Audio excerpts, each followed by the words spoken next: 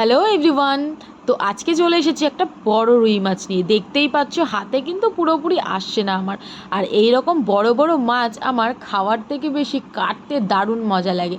আর বেশ মজা পেলাম আর পাচ্ছি আজকে কিন্তু এই মাছটা কেটে, কারণ সবসময় তো এত টাইম দিয়ে এত বড় বড় মাছ কাটা হয় না। আজকে একটা বড় সাইজের মাছ নিয়ে এসেছি।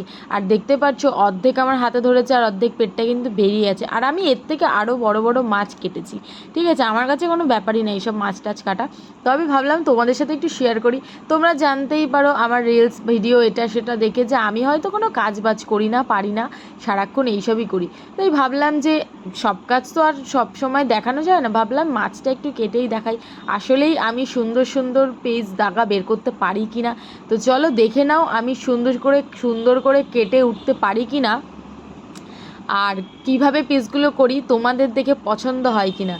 তো দেখতে থাকো আর সঙ্গে থাকো। আর আজকে কিন্তু দারুণ মজা পাচ্ছি এই মাছটা কেটে, কারণ অনেক দিন পরে এরকম একটা বড় মাছ আমি বাড়িতে নিয়ে এসে গোটা কাটছি। এমনি আনা হয়, তবে ওই দাগা টাগা করেই নিয়ে আসা হয় কেটে পেটে। আজকে একদম গোটা মাছ বাড়ির এখান থেকে নিয়েছে, আর পেটে মনে হচ্ছে একদম জোরদার ডিম আছে।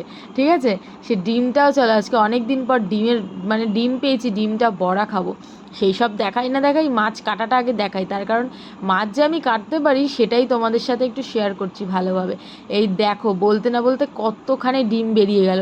আর মাছের পেটটা ফ্রেশ আছে, কিন্তু একদম পুরো পাতার মতো ফিনফিন করছে।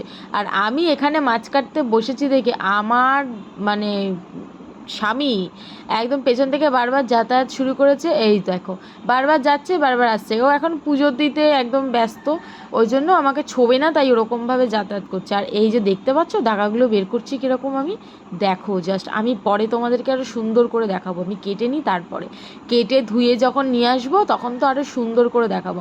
আর এত পরিমাণে ডিম হয়েছে এই দাগাগুলোতেও পর্যন্ত কত কত করে করে ডিম রয়ে গেছে।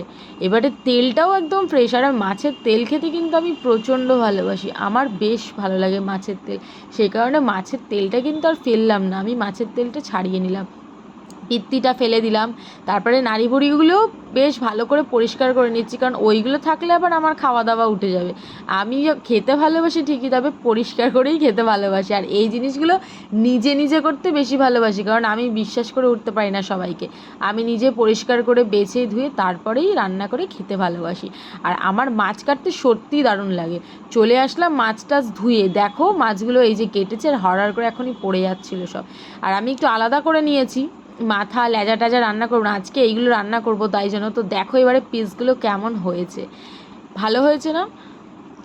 এইভাবে যদি ভিডিও ভালো লাগে তো লাইক কমেন্ট শেয়ার করে পাশে থেকো।